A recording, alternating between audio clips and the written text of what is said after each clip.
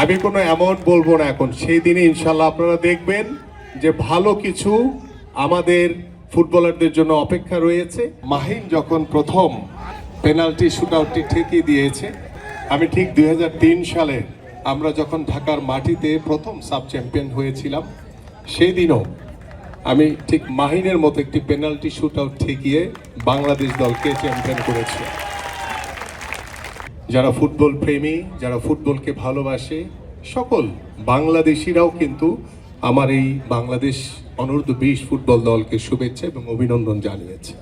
আমি শুধু আজকে একটি কথা বলে শেষ করতে চাই যে পুরস্কার সবসময় আমাদের খেলোয়াড়দেরকে উৎসাহিত করে।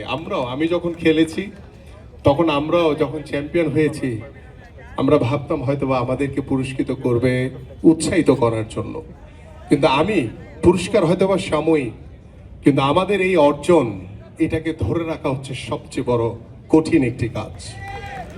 এবং সেই কঠিন কাজটিকে ধরে রাখার জন্য আমি আমার এই খেলোয়াড়দেরকে, আমার যারা বিএফএফ এর সুযোগ্য সভাপতি জনাব তাবিদ আউয়াল সহ যারা এখানে বসে আছেন, আমি সবাইকে অনুরোধ করব যে আমরা এই ফুটবল টিমটি যাতে এখানেই থেমে না যায়, আমরা এই টিমটিকে ধরে আগামীর বাংলাদেশের ফুটবল টিম গড়তে চাই।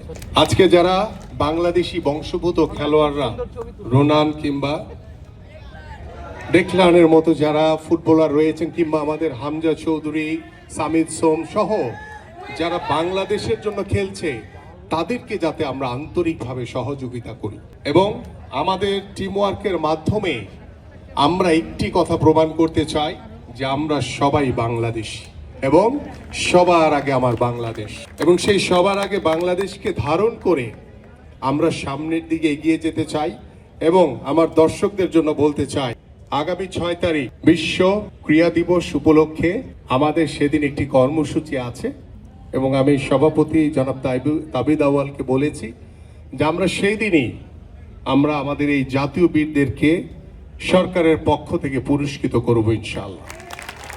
আমি কোনো অ্যামাউন্ট বলবো না এখন, সেই দিনে ইনশাআল্লাহ আপনারা দেখবেন যে ভালো কিছু আমাদের ফুটবলারদের জন্য অপেক্ষা রয়েছে।